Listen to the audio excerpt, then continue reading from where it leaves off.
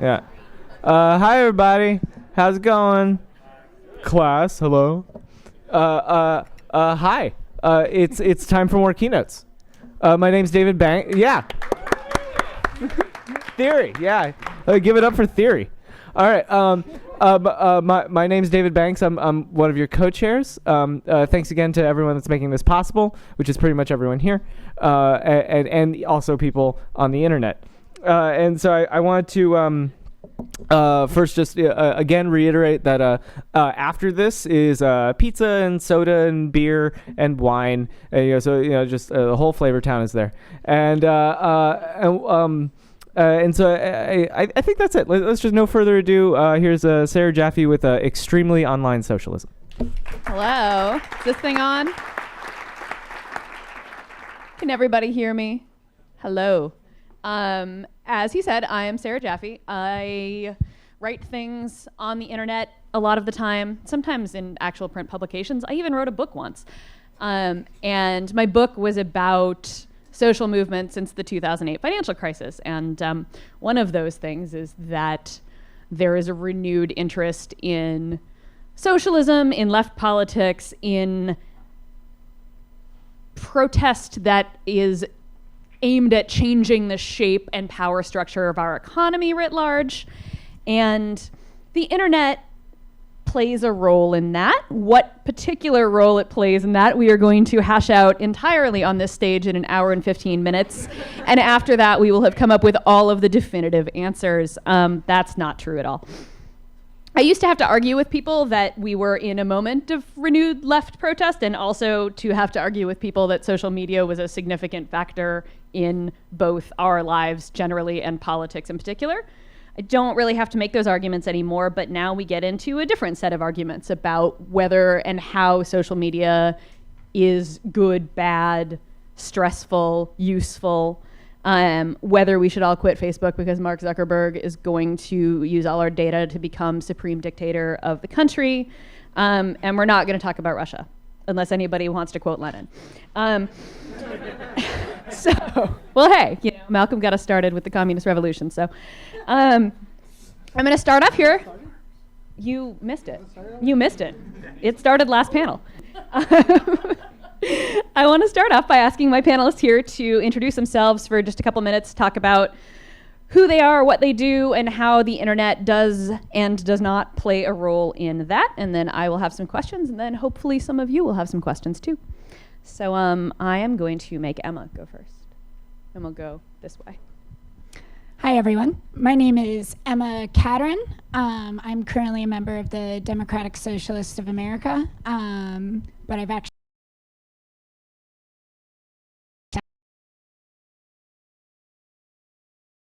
2008 election, and I bet no one else here did, but I would be pleasantly surprised if someone else did. And I've also worked as a community organizer, and I'll be graduating from law school in a couple of weeks, so I'll be moving to a more boring job. But I'm especially interested in social media. I've run social media for a number of nonprofits and other sort of organizing projects.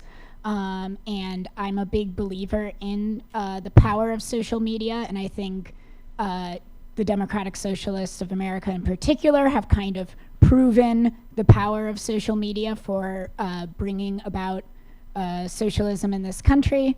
So yeah, I'm excited to get into that stuff. Hey everybody.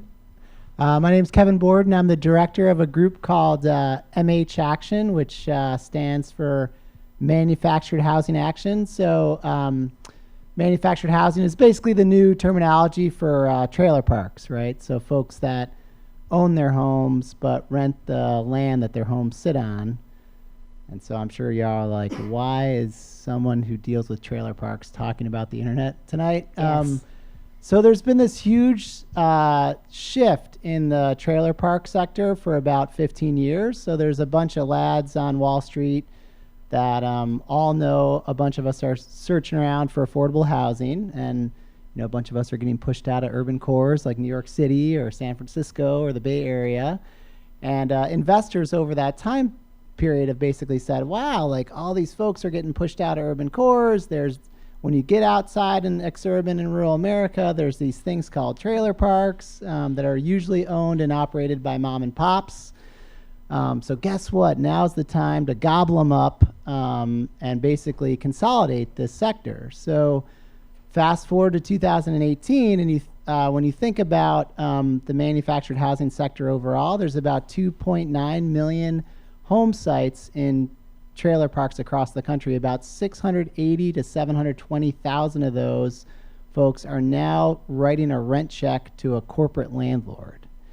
And you can imagine what happens when capitalism runs amok in any neighborhood, right? Rents go up, community maintenance goes down, and so we really formulated MH Action as a way to counteract that. Like, we want to run some corporate accountability campaigns, which of course we know has like a steel ceiling. You're not going to get these chaps on Wall Street. You might get them to act a little bit nicer, but not that nicer. And then we also run like local and policy state level campaigns to basically get their train of predatory equity off the tracks. And then we also are like, hey, we're in exurban and rural America. And, even though folks are coming through the door to participate in MH Action on a housing insecurity issue that they're facing, we're also talking to folks about immigrant rights and, retirement security campaigns and other public programs that we really do need to invest in. And really, we Zuckerberg helped build our organization in a way.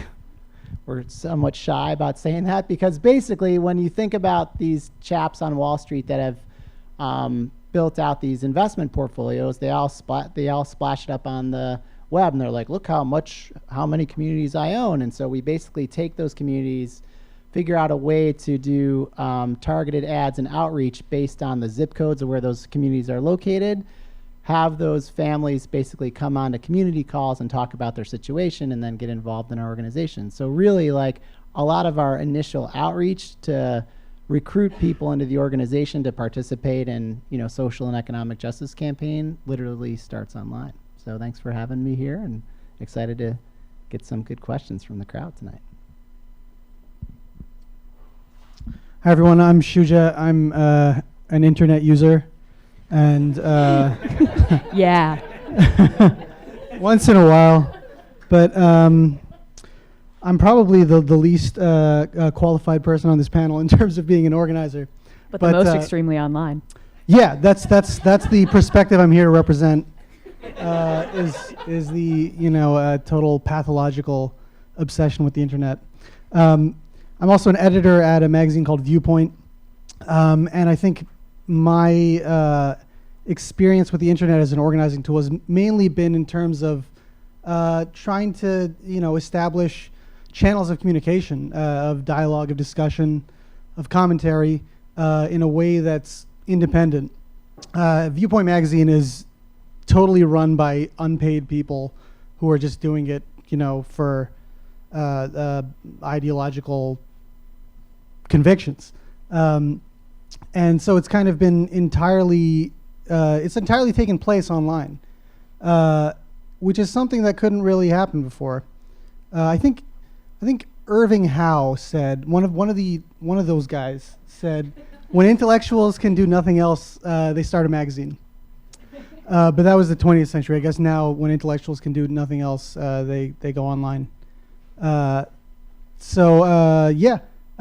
think that's part of the channels that the social media has opened up, is that there are new ways for people to spread ideas and get in fights and so on. And that's what I'm here to represent. To get in fights. Yep. We're going to fight. Anybody?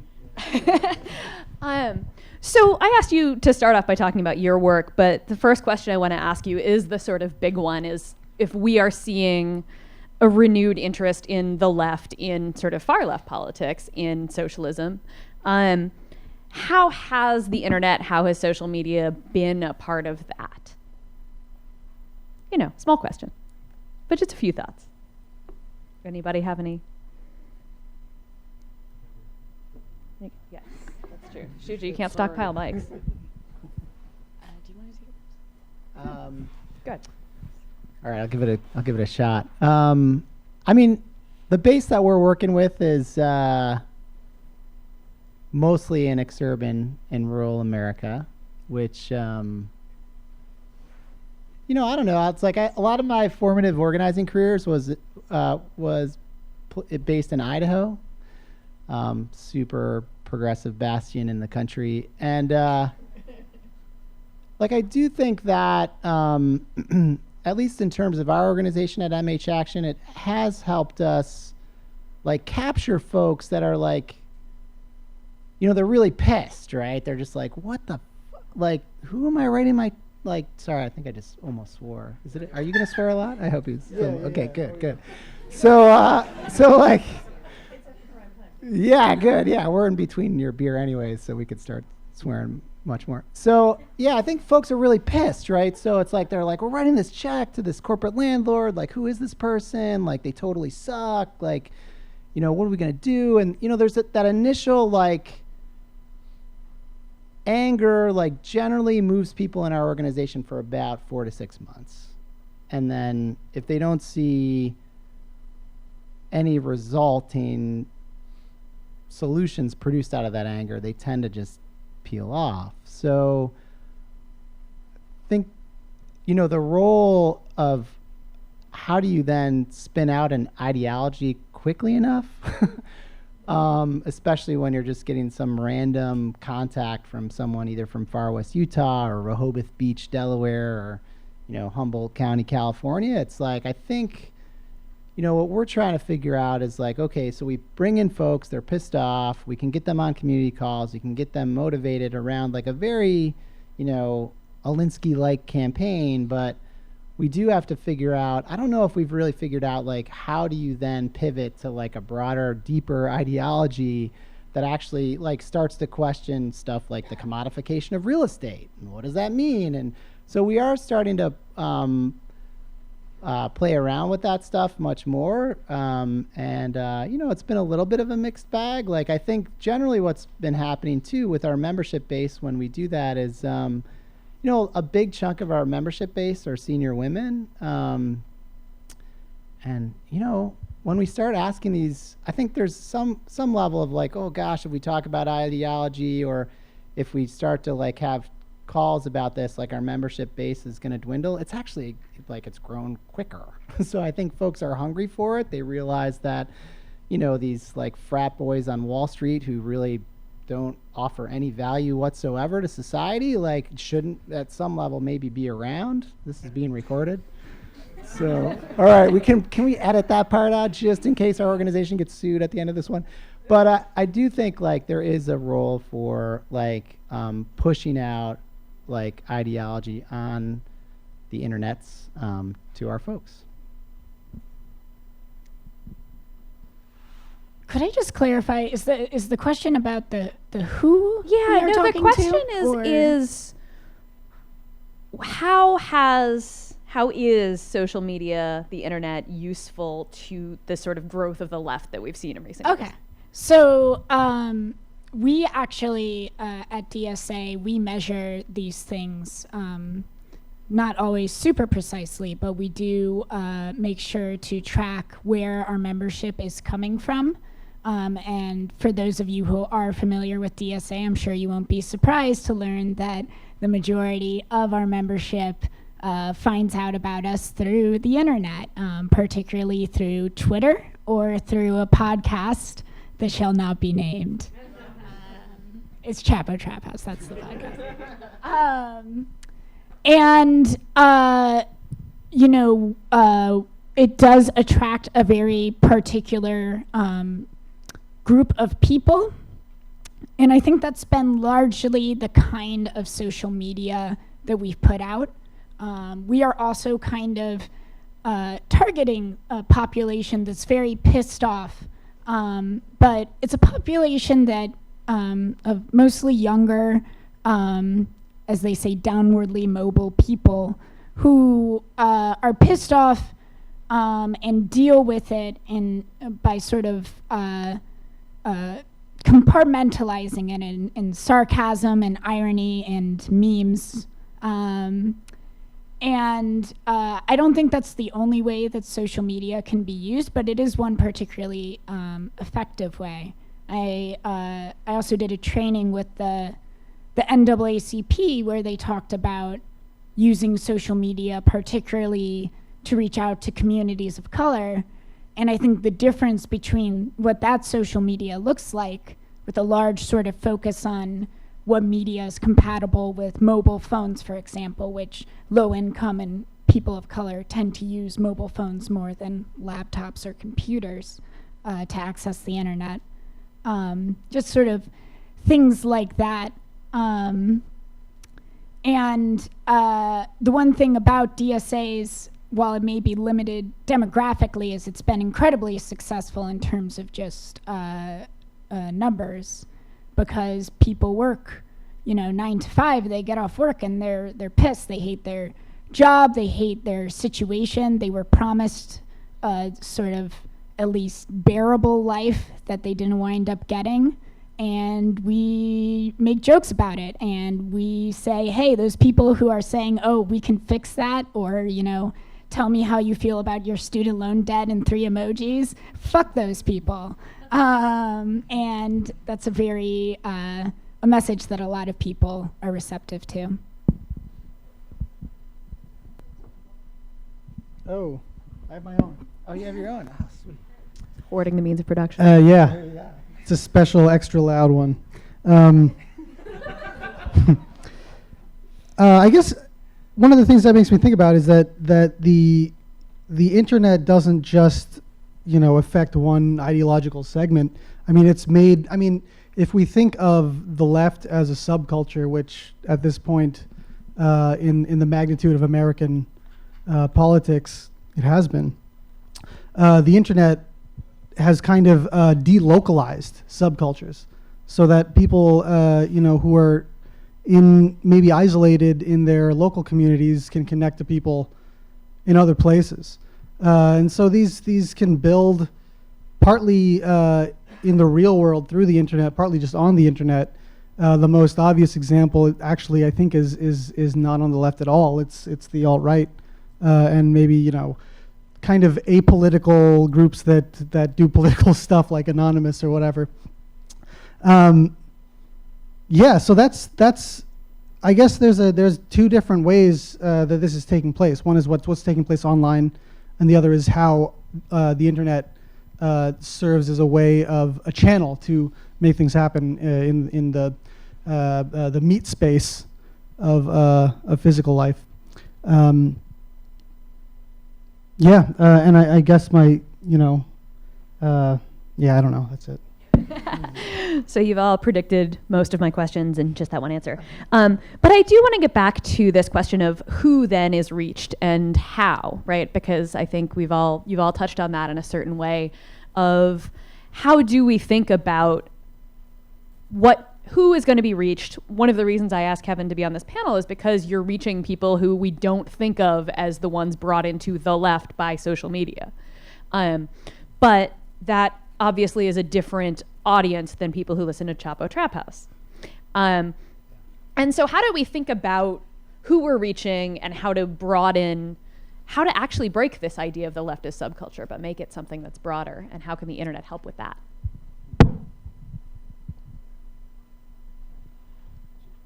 I have to start every time? No. Make somebody else start next time. I will. So, gosh. Called on you, man. I know, right? I'm going to swear again twice this time. So, the who for us is pretty straightforward, right? So I think I've covered that piece already. So it's folks that are in trailer parks, period. Folks that are seeing their trailer park be bought out by a multi-state corporation. That's another kind of defining criteria. And then I think, there's a lot of talk on the left or in like progressive movements about scale, and a lot of the times we think about that in terms of like actual sheer numbers, like how many folks marched or mobilized on like the climate justice work, these kind of big, fancy pictures of thousands and thousands of people marching in the streets, which is great.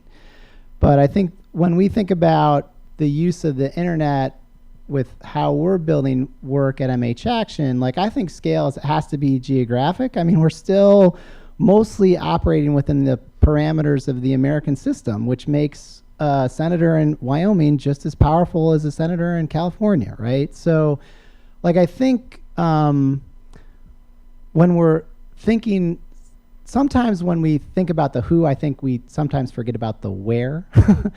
And if there is a place where the American left is potentially the thinnest, it's generally in exurban and rural geographies. But that was not always the case. Like if folks, right, if we all read like the books about where things were, in the past century or so, it's like, the Wobblies were blowing up the territorial governor in Idaho back in the day. And folks were spilling milk trucks in rural parts of Iowa, and folks in North Dakota founded a bank, and it's not to say like, that there's a lot of scary parts that happen around that type of movements in America, which completely like disregarded issues of race and gender, which we have to struggle with and embrace, obviously, especially with the current administration. But I do think, like the who for us is pretty easily definable within the context of the community that they live in. And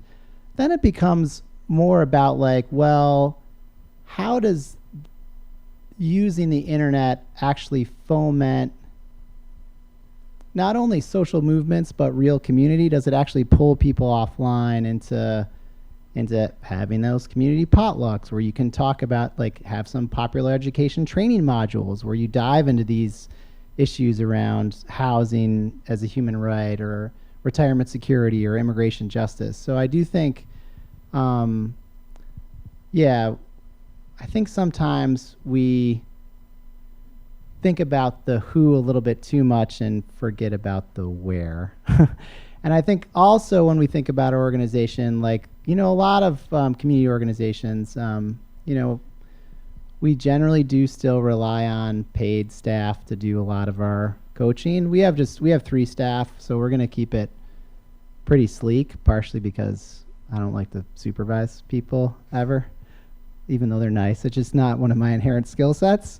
And so I think, like, but on the positive side, like, I think, like, if we tried to, like, staff up an organization like MH Action, it just wouldn't work. It would be administratively impossible to finance. Like just the mileage reimbursements alone would crush our budget. And so, like, I think we do really have to think about, like, how are we going to, like, break what the right has always defined as, like, a stranglehold on rural and exurban politics, which I actually think once you get out there, it's like their base is kind of thin from a real person perspective. Like, I think, like, a lot of folks, like, yes, there is the power of the alt-right. They've figured out this internet stuff pretty well. But once you start, like, kicking up some dust in rural and exurban America, like, there's more of us out there than I think we give ourselves credit for. So, I just want to build off some of the things you said, because I think a lot of that applies to the context I've been looking at with DSA. Most of my involvement with DSA has been through our feminist working group, and I'm from a small town in Virginia called Poquoson. It's like 10,000 people. There are more police boats than police cars. And there's a DSA chapter in that area of Virginia now. And it's wild. There are DSA chapters, and I hope I don't screw this up, I believe in all 50 states now at this point, and maybe 49. And, places like Anchorage and Idaho, and, that in and of itself is pretty cool. But I think what's even more cool is just being able to reach out to these chapters, which are usually very small. It's like 3 or 4 people, and there's one poor woman in that chapter who's like, please help me. I'm trying to inject some feminism into this bro fest. They're great guys, but Bernie Sanders isn't everything. I know. And so being able to share resources in that sort of way, I think is made possible through social media, not just the ability to cross distances, but the fact that people feel comfortable reaching out to us in the first place. Because I think one thing that DSA does far, far better than the majority of leftist organizations on the internet is that we're really personable and funny and nice to talk to. We're mean to some of the libs, but and most leftist groups, they essentially are just tweeting out what they write in their newspapers, which is all well and good to have some of that content, but when I'm tweeting stuff, it's like cute animal pictures and like communist animals and selfies and tweeting about how I drank too much coffee that day, and these things that make people form a personal connection with me so that they're more receptive to when I go on like a 50 tweet rant about a federal job guarantee. And I think it's that model that is going to be what's going to be really effective for leftist organizing both now and in the future. So there was something you said, Kevin, about how when you talk about who, you also have to talk about where. I think that's pretty key, especially when you think about what do the Democrats keep fucking up, every time they lose. In the national elections, the last two elections the Democrats lost was a win in the popular vote, but a loss in certain regions where Wisconsin. Yes. I'm gonna die mad about Wisconsin. I've never been to Wisconsin. Have you? Yes, it's lovely. Oh, okay, all right. I'm a big fan of Wisconsin. Yeah. So yeah, I mean, and there was something Emma was saying as well about the way people access the internet that among lower income people usually is on their phones rather than on their computers, which is a different interface. It's a different experience. And laptops are kind of the college campus way of connecting, of plugging in. And phones are not just in the US, but like all over the world, in the third world or in the global south, people are, when they're connecting to the internet, it's through smartphones. So I think there's kind of like a cognitive gap here, because we tend to think of social media, particularly Twitter. I mean, everyone's on Facebook, but Twitter, where a lot of the DSA membership is coming in and so on, it's a very small percentage of the population that uses it technically. But at the same time, it's a more accessible mode than the traditional kind of channels of media. So I mean, that's something I guess to capitalize on, which obviously the Democrats have not figured out how to do, and I think we're starting to, but we've got a longer way to go. Yeah. So when talking about, come back in, yeah. Of course. Yeah. There's something you said that made me think about this, which is it is a small, not a majority of people even in the United States, let alone the world, are on Twitter. But I think one thing that's kind of deceptive about social media in general is we tend to look at, who are we reaching on social media through what Twitter calls engagements, when we really should be looking at it through what Twitter calls impressions. And the difference is engagements are things like liking posts, retweeting, commenting, things like that. And for the majority of my posts and the majority of posts on official DSA accounts that we use, that's about 5% of the impressions, which are just people who look at the tweet. And when I talk to people who come to DSA meetings, I ask them, how'd you find out about this meeting? And it's almost always Facebook or Twitter or whatever. And, I'll, maybe later I'll ask, what do you think about, this recent drama that's going on the internet? And they're like, what the fuck are you talking about? Because they don't, that's not, when we talk about who is using social media, we also have to talk about like how much time they're spending on it and what they're using it for. And while I am proud to be an extremely online person, most people are not extremely online people in that same sort of way. And I think that we need to keep that in mind when we're planning outreach strategies and plugging people into the left. So when we're thinking about who we're reaching and who we're not reaching, and especially this question of space, there tend to be spaces that, the left will sort of cede and think that they aren't theirs, which is, again, why I think that talking to Kevin and talking about MH Action and talking about groups outside of New York, I guess we're in Queens, I was about to say Brooklyn, but we're in Queens right now, so New York City broadly. I think that's really important. One of the things that Kevin mentioned was the alt-right being very good at the internet, and sort of the famous claim by, I forget who it was, that the alt-right shitposted Trump into the White House. I don't think they can really take credit for that, but they certainly helped, and yet they're sort of in disarray right now. So thinking about sort of the growth of the alt-right as this thing that, spawned from Reddit forums and 4chan, how does a left sort of compete with that, intervene in it?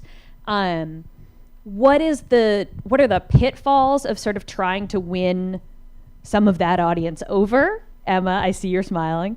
But I'm going to make Shuja go first on this one. Oh, shit.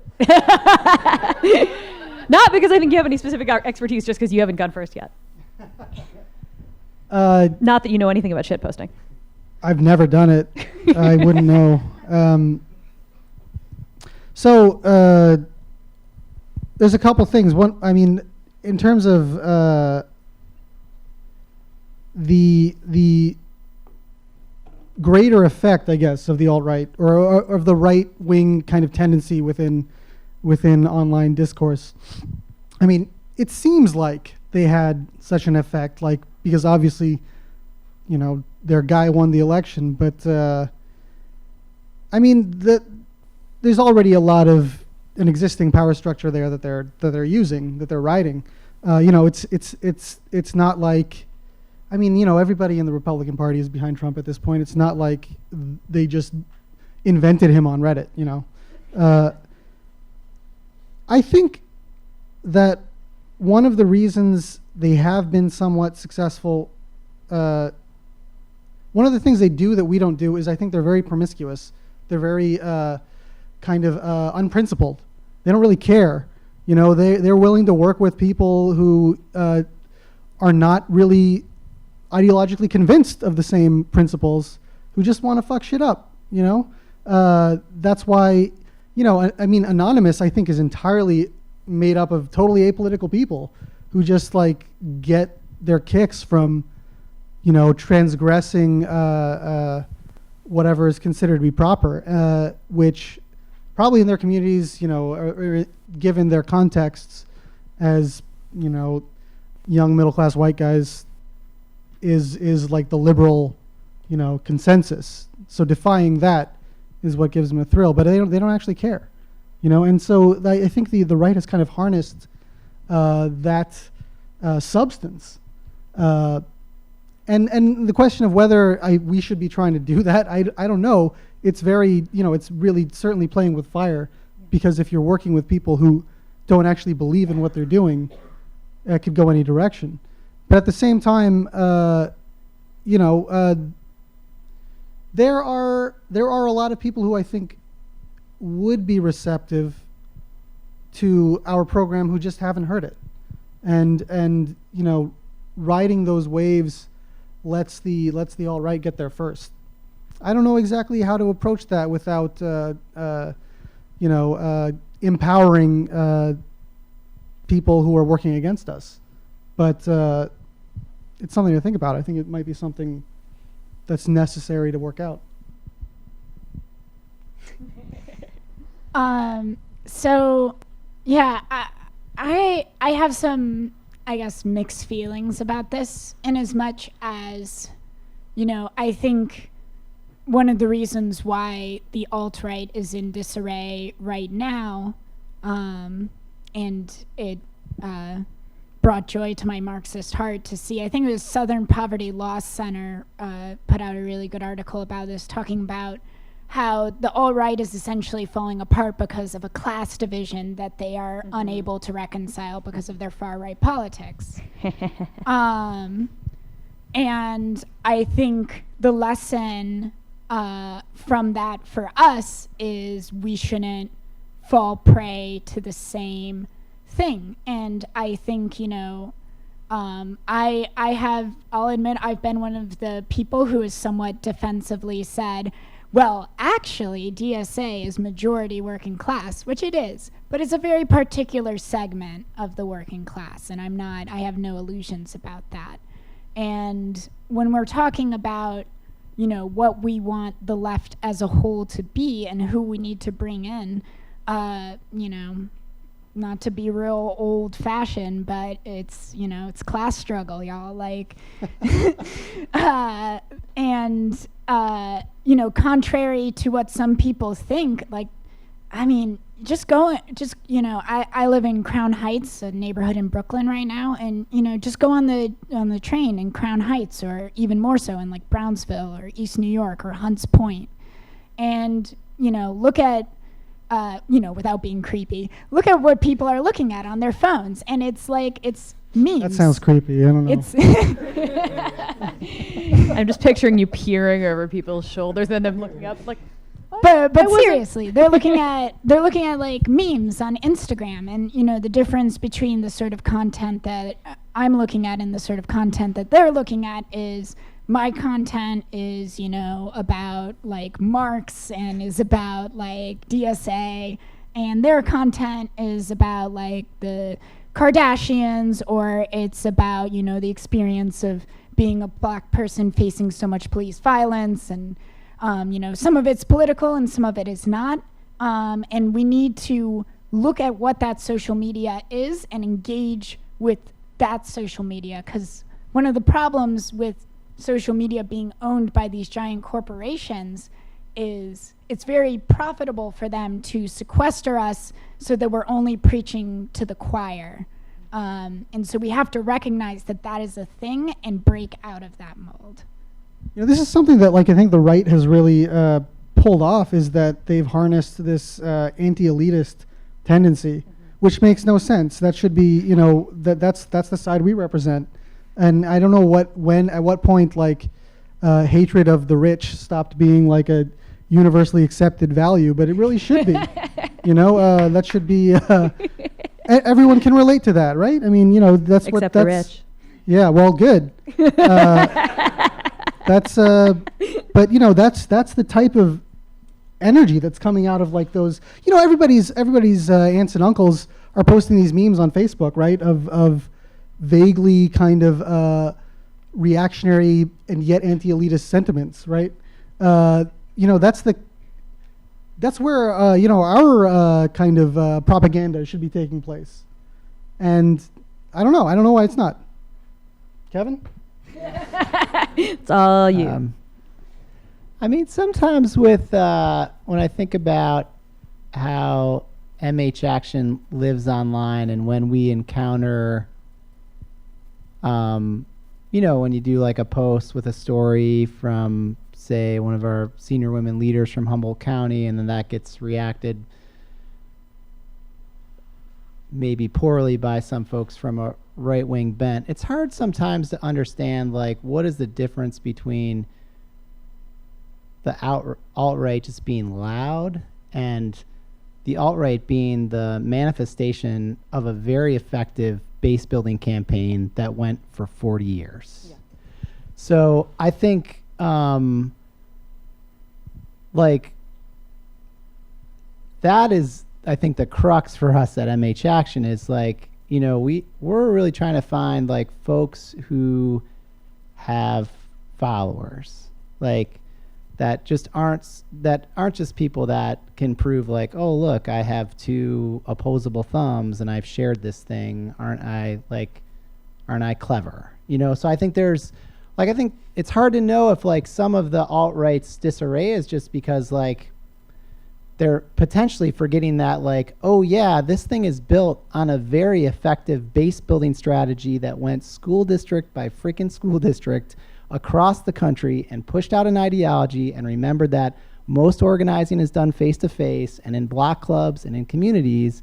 And then out of that, they had this giant base that then got hooked up with the internet, right? So it's like, I think like we also have to be careful not to be like in some ways like bamboozled by truly how effective social media can be in especially places in exurban and rural America where like internet basically coverage sucks, right? Like you can't, like getting connected is, hard enough as it is for folks, especially low income folks, especially folks in trailer parks. So I think like, I don't know, I feel like we get less concerned our leadership team is less concerned about like how they're being responded to by what folks they consider also just maybe alt-right online crazies, and like how they're actually trying to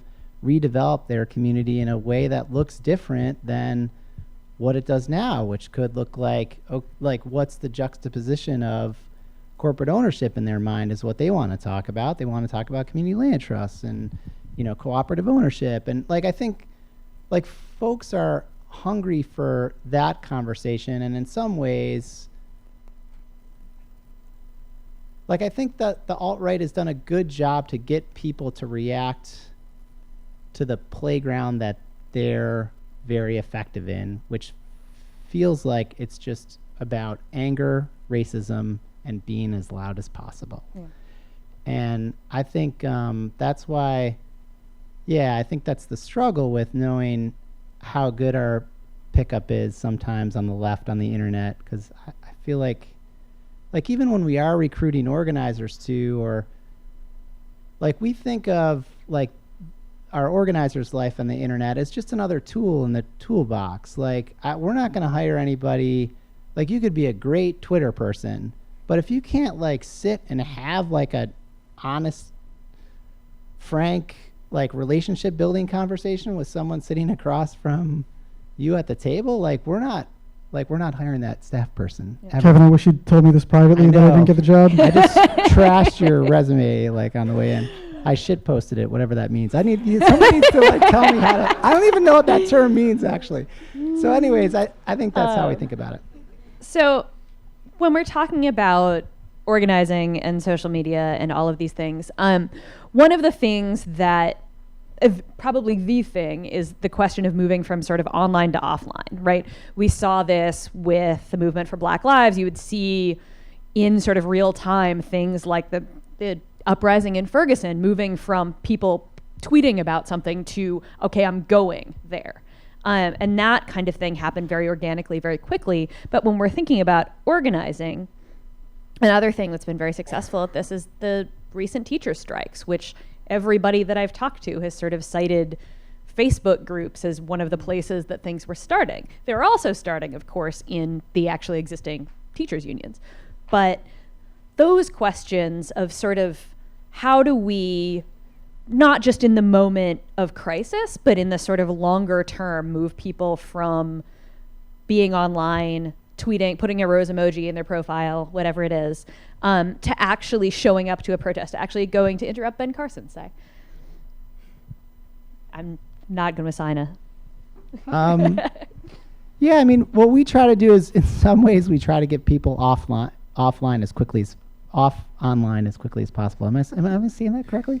So we try to, like, in some ways, it's like, we'll reach out folks online and through Facebook and stuff like that. And then it's like, you know what you should really do is you should have a community call and do a local leadership training on these issues. And here's like a training module, or like we'll bring another leader from another state to come in and talk to them about their issues. So some of like, I feel like the online world for us, it works in the initial outreach point, but then the real magic happens like in the local trailer park, which, it's interesting because I guess the thing that this panel kind of like now has made me think about is like, when you think about these communities, it's like everybody shares the same driveway to get to their house, so they all kind of know each other.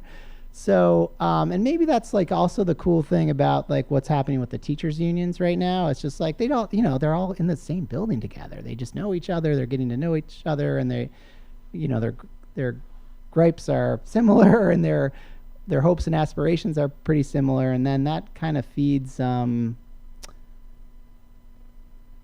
movement. And I guess I'd be curious like how the DSA chapters work, because I think for MH Action, that's like really where we're finding the folks that then could be folks with followers. Like, we can then quickly delineate if they're just someone reaching out to us online saying, hey, I'm really pissed, I want to get involved, and then we realize they live in a community with 700 people and no one else can stand them, we generally don't work with them, right?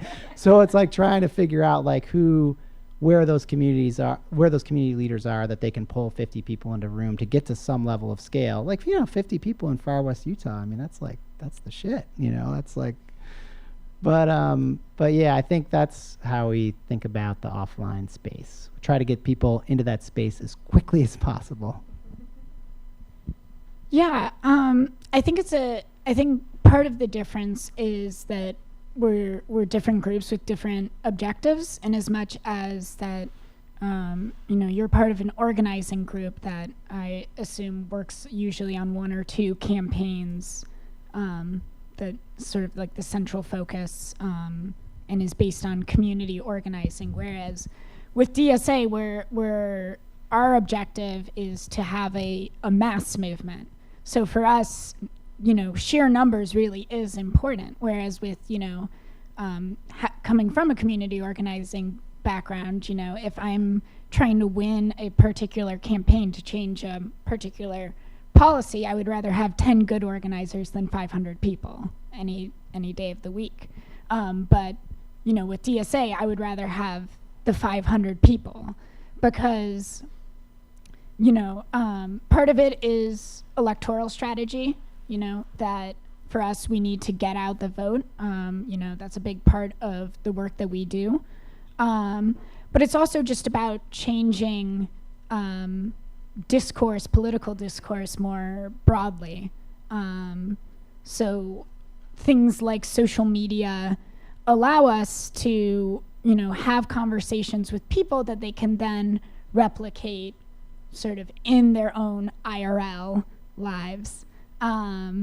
And try to engage with people that they don't deal with on the internet. And I've heard that being a success for a lot of people in DSA, which is really awesome.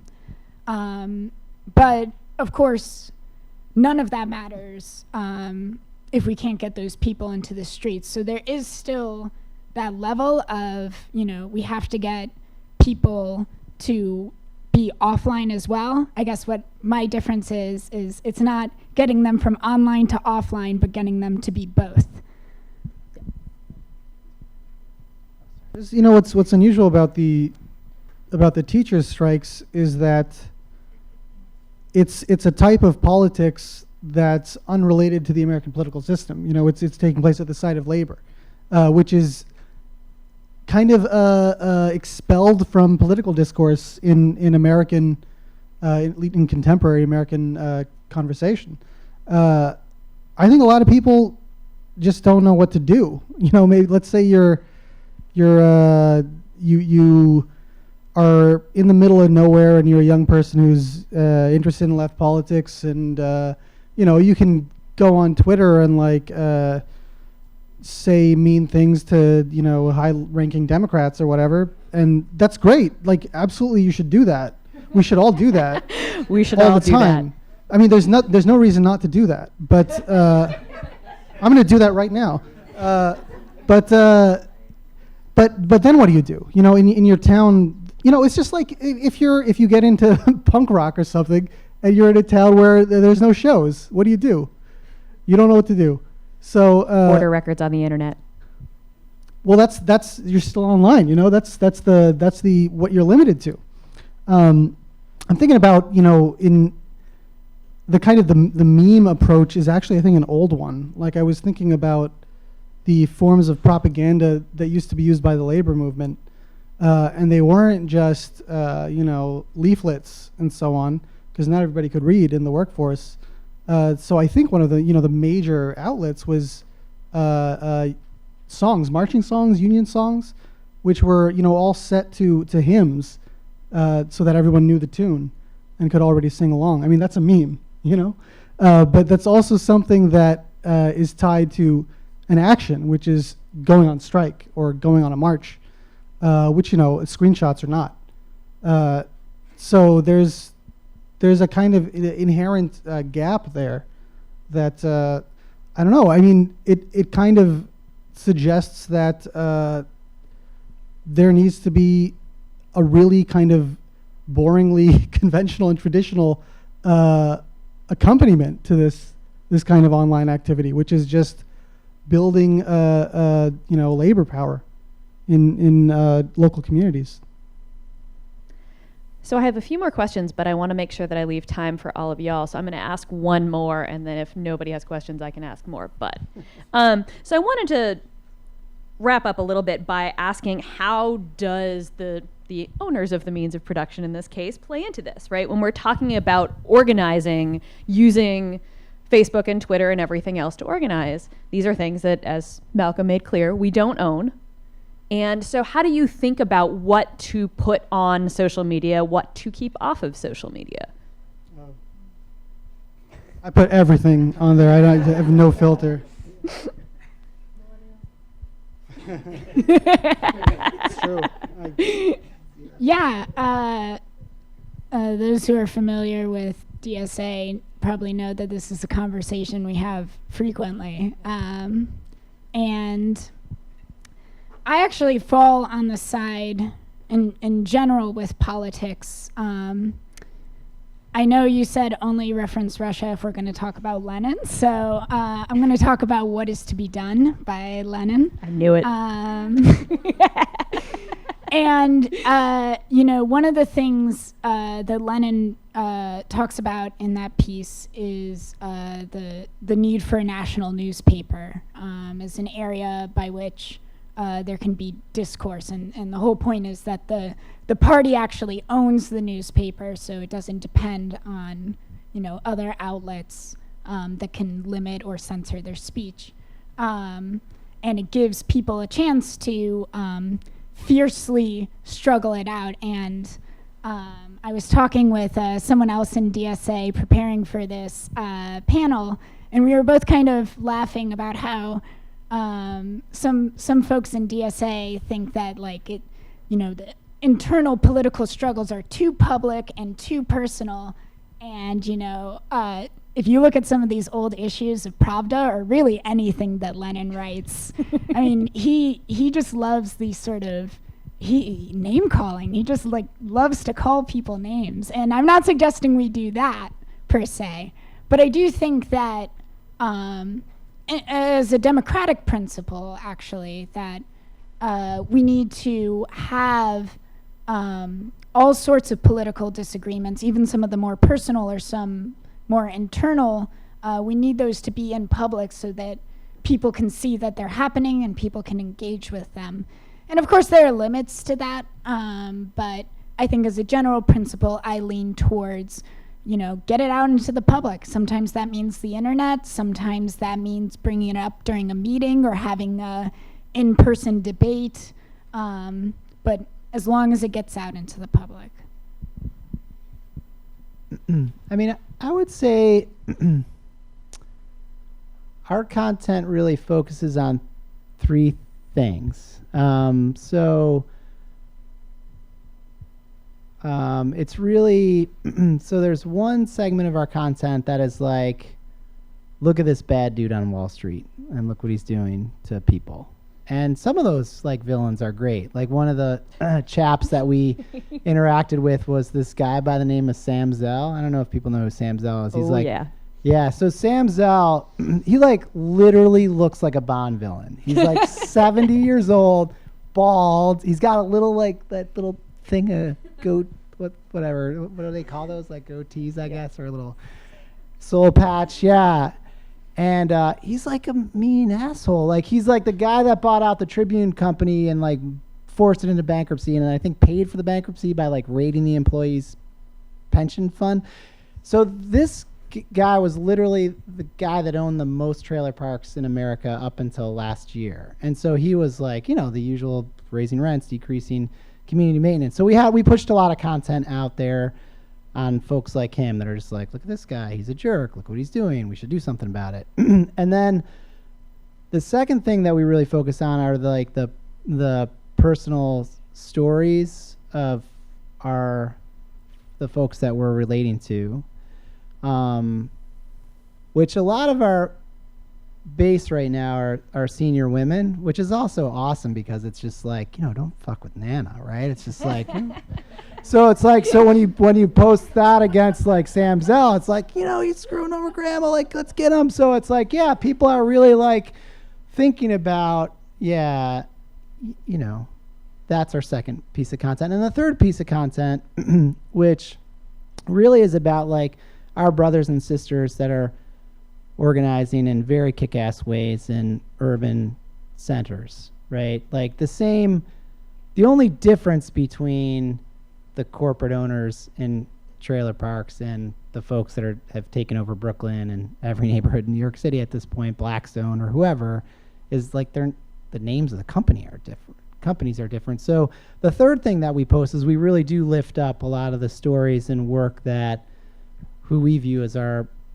brothers and sisters in the housing justice movement in urban locales. Because I do think then people see the third thing about the shared fate between rural and exurban America and folks in cities. So we don't really filter our content. We spend most of our time just making sure that our content really reflects the story that we're trying to produce. Oh, I'm thinking about the example that Emma brought up of the, of the party owning the newspaper, and I'm thinking, what would that look like today? Especially, what would that look like online? I don't know. Would it look like Viewpoint Mag? It wouldn't, because, well, I mean, it might in the sense that it's not owned by anyone, but it's, you know, I mean, Viewpoint's not a source for up to the minute news. That does take a lot of resources to produce, which we don't have. But I mean, the ethic of like the kind of starry-eyed first wave of internet rhetoric was all about that, right? Blogging is supposed to be that ideal. It's self-owned, self-published, and theoretically, you're supposed to, it's supposed to be open to everybody. Obviously, in practice, these things end up being somewhat unequal, and I don't know how net neutrality is going to affect that or the revoking of net neutrality is going to affect that in a tangible way. I have no idea, but I don't know. That's I think maybe worth thinking about as a project. I don't know how to enact it, but something to talk about. All right, do we want to take some audience questions? Is anybody going to be here? All right. Got one right in front. I got a couple right in front. Yeah, okay. Okay. Yeah, right. Yes, we are. Yeah. Hi there. I'm enforcing progressive staff. So Emma spoke to my question a little bit, but here's my thing, right? So I am a pretty far leftist, and I've actually only lived in notoriously liberal cities. But every time I've kind of encountered a local socialist group on either coast, and even in the middle, I've been turned off by two things. Number one is the ones I've encountered, at least, have been blindingly white. And there's also a lot of sublimated and even overt misogyny, like, shut up about your feminism, girl. We'll get to that after the revolution.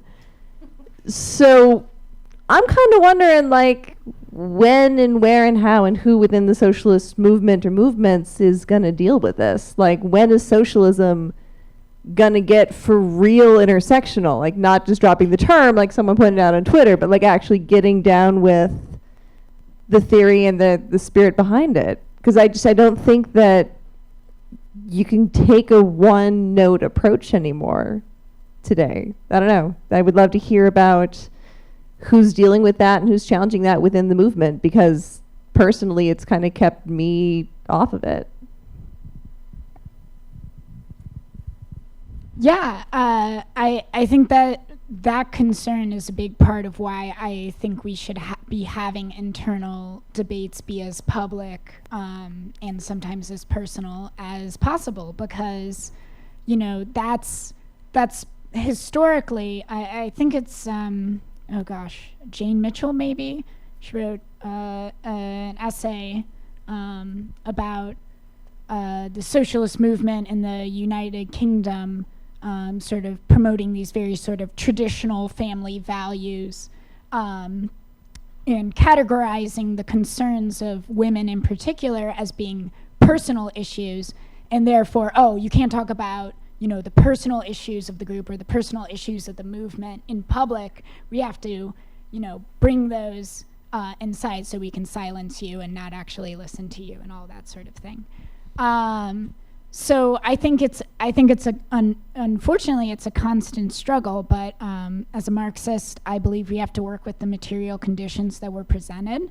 I know that the U.S. socialist movement, the world socialist movement is actually not majority white, not even close. But the U.S. socialist movement is. And so I think that it's important to constantly be working and criticizing and engaging those problematic aspects of it using social media. And you should just mention specifically the Socialist Feminist Working Group. Oh yeah, absolutely. Yeah. Specific work on this front.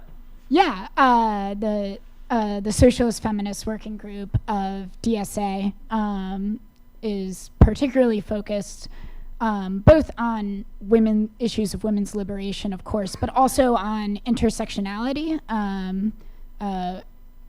and sort of offshoots of intersectionality, like the idea of reproductive justice, which is looking beyond the narrow issue of abortion in terms of reproductive, how we fight for reproductive justice, and expanding it to things like the history of eugenics against people of color and people with disabilities, transgender people, things like that.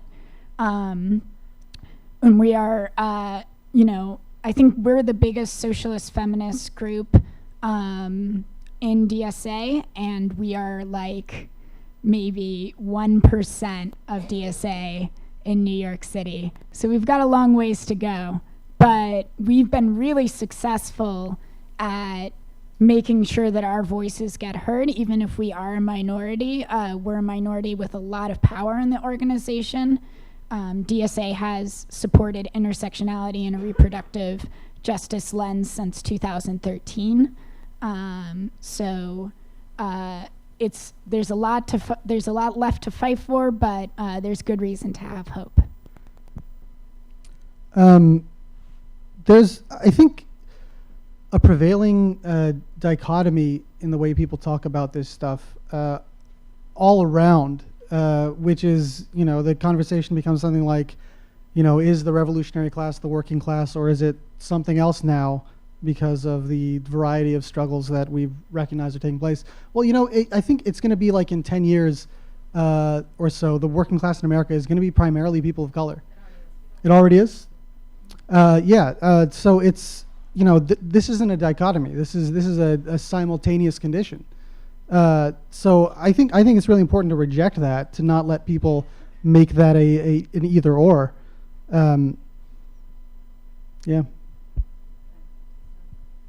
Since you took my microphone, I would just add that I want to ban the term white working class. The working class has never been all white. It will never be all white. It will be less white, and the worst thing that we can do is continue to seed this terrible frame, because it's wrong and it doesn't help. And like I've been to like the Carrier plant in Indiana, which Trump made a speech at, and it was about 50 to 60% people of color work there, and a majority women work at that plant. So, you know, that's the realities of the working class today. And anybody who thinks that like we can't talk about race and we can't talk about gender because it'll offend the working class doesn't actually know what the working class looks like. Well, and in regards to social media, I think it's really one of the great things about social media is being able to put out visual content in particular. Of course, we think about memes, but also just sharing like videos. I think with the teacher strikes in particular, the videos, I didn't even realize how many people watch these Facebook Live videos until the teacher strike started happening. And I was like, holy shit, so many people watch these videos. And I think it's really important for us to think about what the content we're putting out there looks like, because you know, some people may dismiss that as, oh, that's just, you know, that's like very like corporate diversity, public relations type stuff. No. We need to share with people what the truth is, and the truth of the working class is that, again, it's majority of people of color, and you know, it has been half women since forever. So. Next question. Yeah. Go dichotomy, opposite side. Since we're doing Marxism, we'll do dichotomies and dialectics and go to the opposite side of the room. So I'm glad you guys got to the point where you mentioned the movement for Black Lives and Ferguson. But one of the things that I found troubling, and specifically with the comparison between the socialist movements in trailer parks versus combating gentrification in Brooklyn, is the way in which the comparison and the use of these as mechanics elides the very real cultural nature of these two movements, right? So it's not one thing to say that we should do what the movement for Black Lives did, moving from online to offline, and that works for everybody. That comes from a culture of meeting in the Ys and church basements to wreck things. Well, not necessarily wreck things, but engage in particular kinds of social change. So my question is, and it kind of dovetails with the first question asked, one, how do you get over the overwhelming whiteness of your spaces? And two, how do you get over the overwhelming whiteness and potential for co-opting mechanisms for organizing online? Because if we're going to be real about this, it's not that you're discovering anything new, you're catching up to the stuff that folks of color have been doing since we got access to mobile Twitter. How do you address those critiques while simultaneously bringing in folks of color, which is like 3 questions in one, but. Yeah, sure. I mean, I think there's also a tension about like rural America's all white. So, you know, beyond the tension of like this terminology around white working class, it's just like, oh, every trailer park in America is just full of white people. So, you know, when we think about our base at MH Action, yeah, I think historically, yes, trailer parks, like when you did like the American Housing Survey in 2010, it was like 90% of folks living in trailer parks were white folks, and that still shows up for us these days, but those demographics, just like the rest of the country, it's at least in our interpretation as MH Action, becoming more beautiful. It's much more diverse now, and so we're, you know, it's a super huge struggle for us, because sometimes like we'll be organizing in some communities that have been super majority white for a lot of years, and some of their initial definition of the trailer park going bad is because those people are moving in. It's just like, holy shit, like we've got a lot of work to do here. You know, so I think, yeah, it's a huge tension, and I think we're not saying we're doing organizing any better or different than anybody. We're just responding to a condition that is now present that wasn't present 15 years ago for a lot of these communities. And it's a real struggle for us what's clear for us on how we can raise and lift up race issues for our folks, because it's clear about who the owners are. Like, every single one of the chairmanships of these corporate companies they look like me. Definitely. They're all white guys, all of them, to a company. So like we have to raise race and gender in that formula that way. And that, is really, I think, our first, doorway we've been able to walk through successfully as an organization is the role of women in our organization. Even though I'm executive director, I'm a white guy. It's like, I also grew up with 4 older sisters who told me to fucking not be a white, like, don't be that man fact guy when you're working in the community organizing space. So like we've gone down that road. And, we also, I think when some folks look at us at MH Action, it's like, oh yeah, you're in trailer parks, you're all white. Like, that's a really offensive statement for a number of our leaders, like Jesse Martinez and Carmen Rodriguez in Florida, and Mateo Rebecki, who is our new organizer. So like, sometimes we get pigeonholed at MH Action, like, oh, you work in trailer parks, like, you're a white guy, you must be all white. Like that, like, a number of people would take pretty significant offense to that in any of our membership meetings. So is it all sweetness and light, like what we're doing? Fuck no. It's fucking hard. It's messy. It's like, I think, but what we have found is that,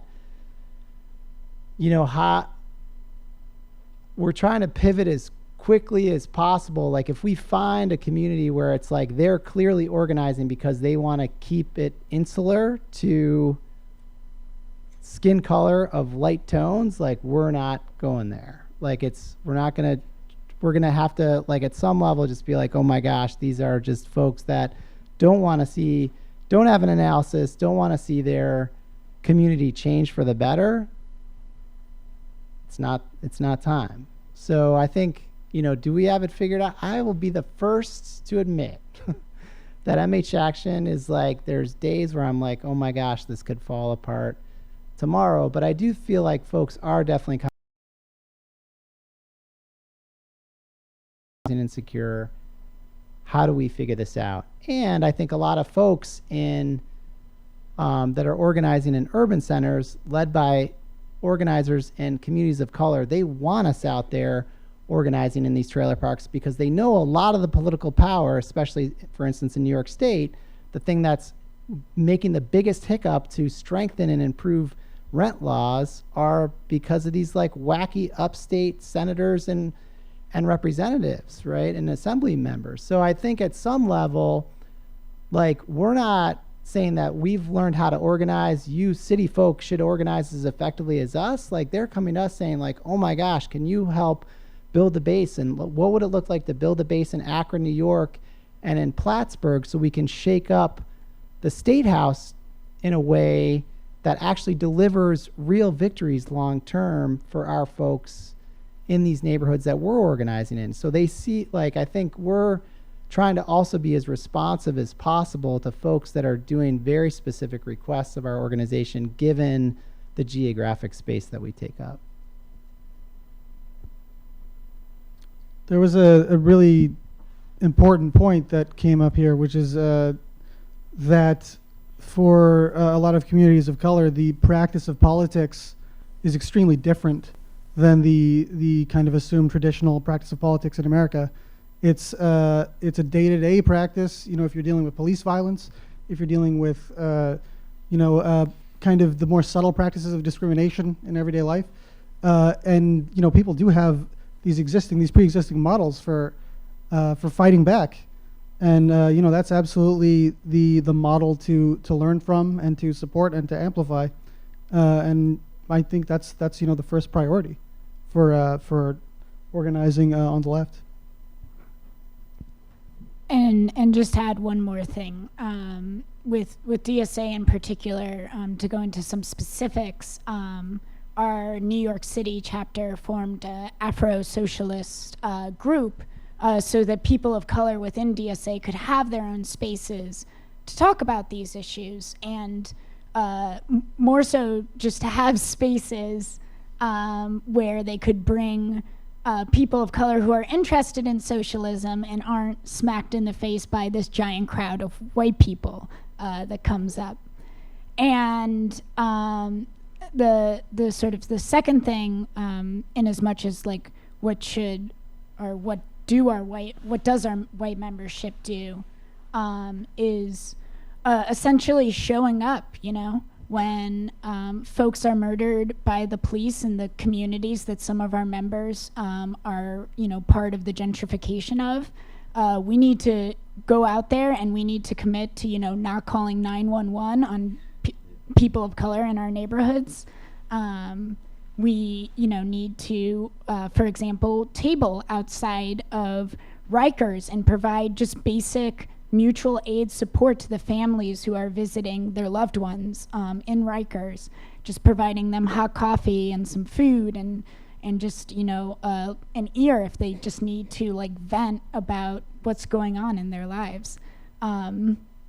And it's, that way where we show that our commitment is genuine, and then also show that we recognize this is an issue and we're willing to create spaces specifically by and for people of color to work out these issues. I just wanted to follow up. Someone made the comment that protest and political ideology for people of color, the framework has sort of already been laid. And I just wanted to reiterate that that's true, but that shouldn't be gentrified. I think the comment that the person up there was trying to make is that those strategies are necessarily different because they have to be. And so white allies, or however you want to frame that conversation, their protests and their political engagement has to be different. It can't be the same because we're dealing with an entirely different set of cultural practices, which has sort of informed the way that people of color have traditionally organized. So I think that there is some difference, and we have to recognize that there are those differences. Not a question, just a comment. Sorry, I'm that person. That's great. Thank you.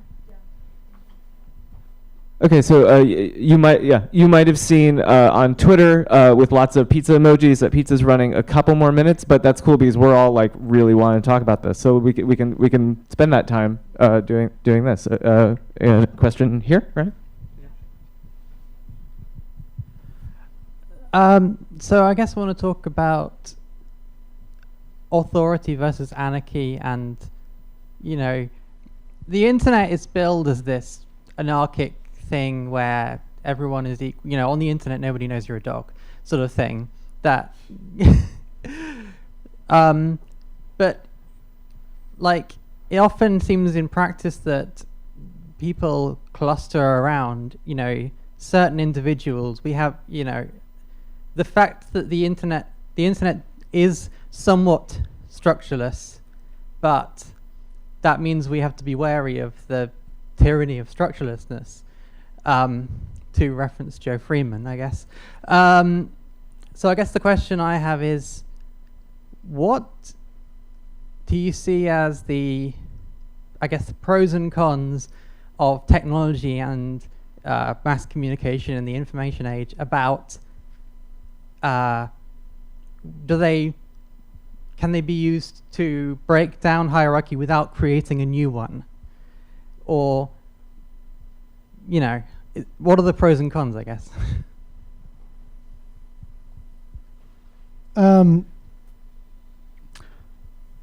think we've focused on the pros so far.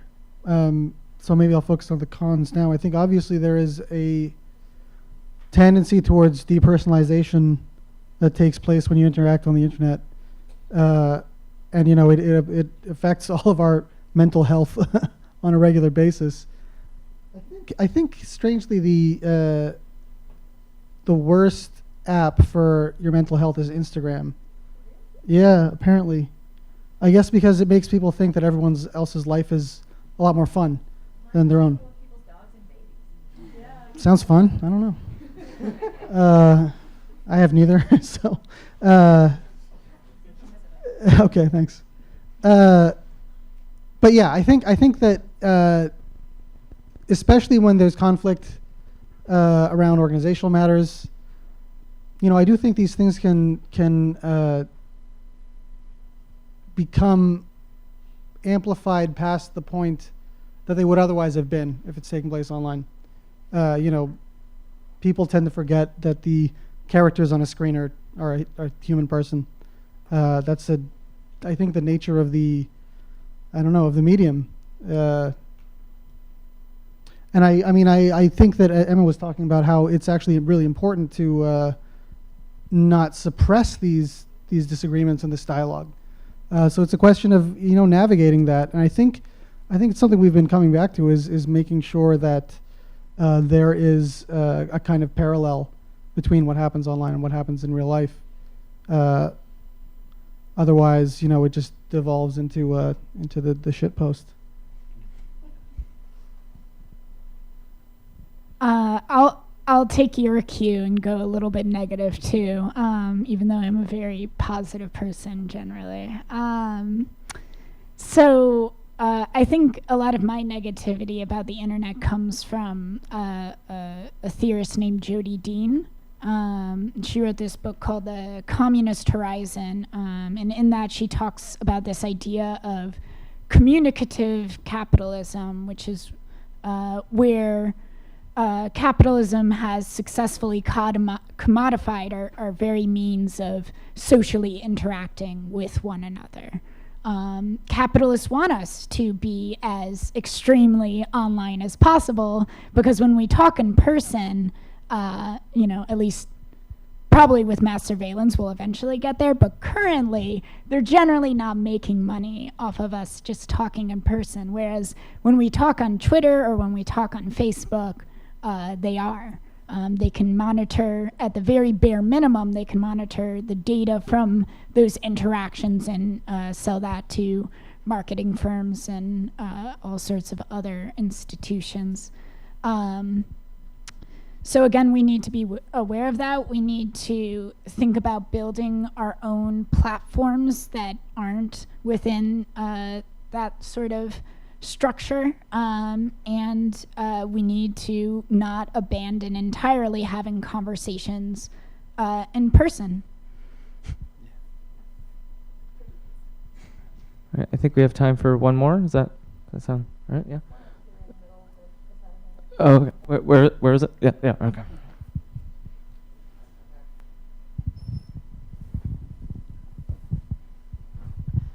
So we've talked a little bit about kind of the alt-right and the difference between organizing on the right side, organizing on the more progressive side, and just thinking about in 2016, kind of as more information is coming out about like really intense micro-targeting by the Trump campaign, and really playing on people's vulnerabilities and anxieties.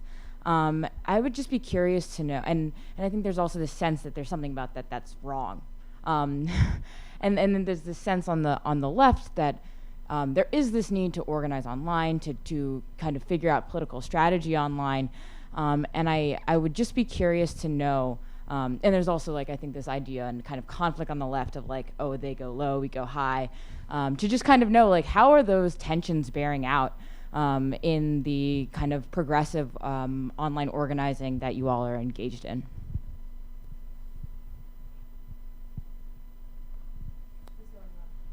Well, I think part of the reason why the alt-right is in disarray, besides the class divisions I mentioned earlier, is because Antifa made them scared to show their faces anywhere. So the whole idea of they go low, we go high, I think is entirely broken. And to sort of echo what Malcolm said during the last panel, I think we are going into an era where unfortunately there's going to be a lot more violence. And we need to be ready and willing to not only defend our communities, but also to use things like social media and other ways of shaping the discourse to push back on these ideas. I think DSA in particular has been successful at this, where, the Democrats are saying, oh, we need to go to the right, we need to endorse, candidates who maybe are against abortion. And so DSA responds to that by saying, oh, we're going to pass a resolution where no DSA chapter is allowed to endorse candidates who are against abortion, period.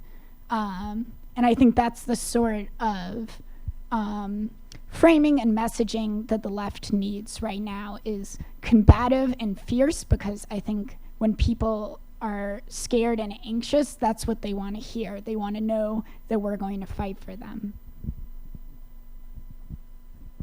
Yeah, I mean, it's an interesting question for us at MH Action, because we do very, clearly how we build our base is pretty micro-targeted, right? You're a person that lives in this type of community that has been bought out by some dude on Wall Street. But I also think this whole they go low, we go high. It's almost like, going low in the political world is like a new thing. Like that's been seems like that's been going on for a long time. So it's hard. It's more intriguing to me. I think it's like, what do we want to fight about? And are we fighting about the right things, and are we having the right conversations? I really appreciate a number of the points from the audience tonight. It's messy out there. It's more messy now because social media has overlaid this, has made our society much louder in some ways, and in some ways the folks that are the loudest in a lot of ways are the kind of the biggest bullies or assholes out there just tend to also be loud online. So I don't want to get, I feel like we don't want to get caught up at MH Action too much about they go low, they go high. It's more like we gotta win shit tomorrow. People are going homeless all over the country. It's a massive housing crisis right now. And yeah, it's gonna suck when we're moving out these campaigns. We're gonna take hits, and people are gonna shit post us, which is such a new term. I'm gonna use that a lot next week. It's gonna make me hip as a Gen Xer. So I think it's whatever. People take, sometimes it's hard to delineate between people are taking shots because we're building legitimate power, to shake up some policies that'll make people be able to stay in their home. That's cool. Versus what's folks going low in a very mean, violent way. I'm actually less concerned about what folks are saying to us online sometimes, and way more concerned about just actually physical violence of organizing. I mean, I think the problem with the going low and going high metaphor is that it presumes that we're meeting on equal footing, that we're meeting on neutral territory, and we're not. We've been dragged down to the lowest depths when we enter the political arena, where we're dealing with a context of, institutional exploitation, of extreme violence from the state, of mass incarceration, of it's already pretty low, so we don't need to go high. We need to go left. All right, I'm going to steal the mic back for moderator's privilege, because that question, combined with the other questions that were brought up, made me think about something that didn't really happen online as much, although I guess we all saw the videos, was Charlottesville, which didn't just happen once again, but repeatedly over and over again this summer. There were KKK marches, and there were white supremacists, the Unite the Right, all of the neo-Nazis showing up in one place. And the thing that really happened in response to that was a big coalition of people who showed up in a bunch of different ways. So you had clergy, you had Cornel West and Reverend Sekou and other people, doing the go high, sort of arm in arm, whatever. And both of those two particular people said after the fact that, Antifa saved my life, because let me tell you, the neo-Nazis did not give a damn about beating up some black men in clergy collars.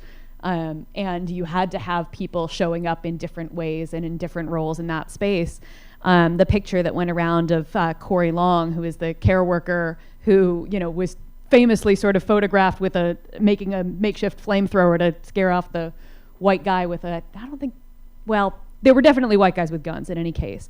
And like, all of that is to say that, like, yeah, it's scary out there, and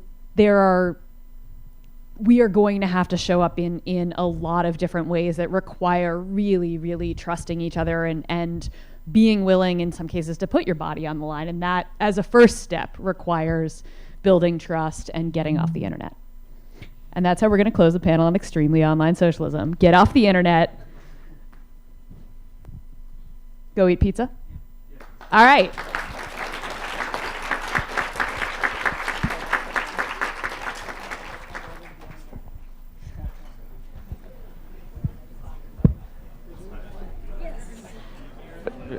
Beer. Pizza and beer has arrived, and so is wine, and soda.